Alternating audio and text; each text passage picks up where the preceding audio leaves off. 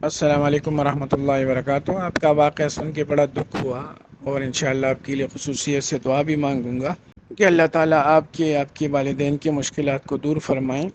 قرآن کریم میں اللہ تعالیٰ فرماتے ہیں ان مع العسر یسرا، ان مع العسر یسرا۔ ہر تنگی کے بعد، ہر سختی کے بعد آسانی ہوتی ہے، ہر سختی کے بعد آسانی ہوتی ہے۔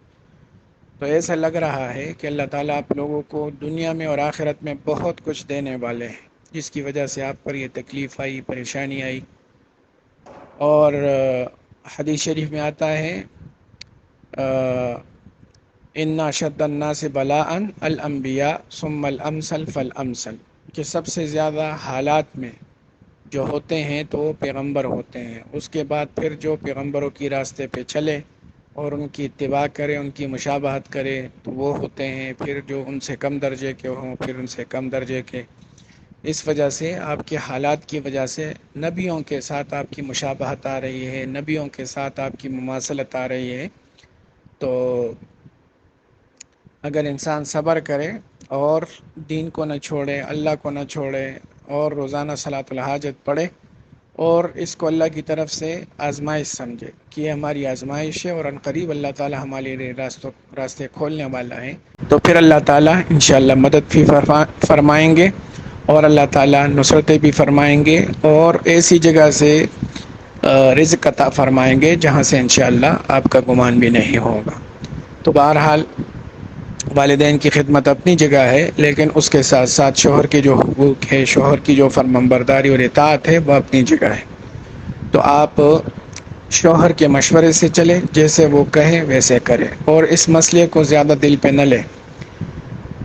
اس وجہ سے کہ قرآن کریم میں آتا ہے ما اصابکم من مصیبت فی الارض ولا فی انفسکم الا فی کتاب من قبل ان نبرأها، کہ جو بھی تمہارے اوپر مصیبت آتی ہے پہلے سے تمہارے قسمت میں لکھی ہوئی ہوتی ہے کہ یہ مصیبت ان پر آئے گی۔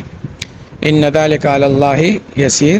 اور پھر اللہ تعالیٰ نے فرمایا لکھیں لا تأسوا علی ما فاتکم، کہ تمہارے اوپر یہ مصیبت جو آتی ہے یہ اس لیے آتی ہے تاکہ کہ یہ مصیبت ہم نے تقدیر میں جو لکھی ہوئی ہوتی ہے، تو اس کی حکمت یہ ہے تاکہ تمہیں اس کی مصیبت کی وجہ سے رنج نہ ہو، تکلیف نہ ہو۔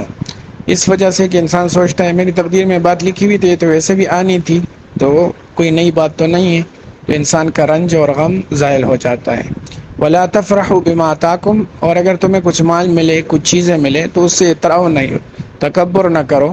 اس وجہ سے کہ انسان کہتے ہیں میری تقدیر میں ایسے بھی لکھا ہوا تھا تو اس میں میرا کیا کمال ہے کہ میں تکبر کروں۔ تو بہرحال ان آیات میں اور ان احادیث میں ہم سب کے لیے ایک نصیحت ہے، اور ہمارے لیے یعنی ہمارے زخموں پر اللہ تعالیٰ کی طرف سے ایک قسم کا مرہم ہے، ٹھیک ہے۔ تو بہرحال ان باتوں کو دل پہ نہیں لینا چاہیے، بلکہ صبر، استقامت کے ساتھ اور روزانہ 2 رکعت صلاۃ الحاجت کے ساتھ اللہ کی طرف اس وقت آپ لوگوں کا جو گھرانہ ہے اللہ اس کی طرف بہت متوجہ ہے۔ اگر آپ لوگ 1 منٹ بھی دعا مانگیں گے تو وہ دوسرے افراد جو آسائش میں ہیں ان کے 1 گھنٹہ دعا مانگنے کے برابر ہے۔ تو آپ لوگوں کی دعائیں قبول ہو رہی ہے اس وقت، اور انشاءاللہ بہت جلد آپ کی یہ تکلیف دور ہونے والی ہے، اور ایسی خوشیاں آئیں گی کہ پھر آپ اس کو سنبھال بھی نہیں سکیں گے، ٹھیک ہے۔ بہرحال روزانہ جو ہے 1000 مرتبہ استغفار، 1000 مرتبہ درود شریف، اور 1000 مرتبہ لا حول ولا قوت الا باللہ، تمام گھر والے اس کا اہتمام کریں، ٹھیک ہے، اور پوری زندگی اس اہتمام کو جاری رکھیں۔ اور نماز کا اہتمام اور نظر کا اہتمام کہ بد نظری نہ ہو، ٹھیک ہے، بد نظری کی وجہ سے انسان سے مدد رک جاتی ہے۔ والسلام۔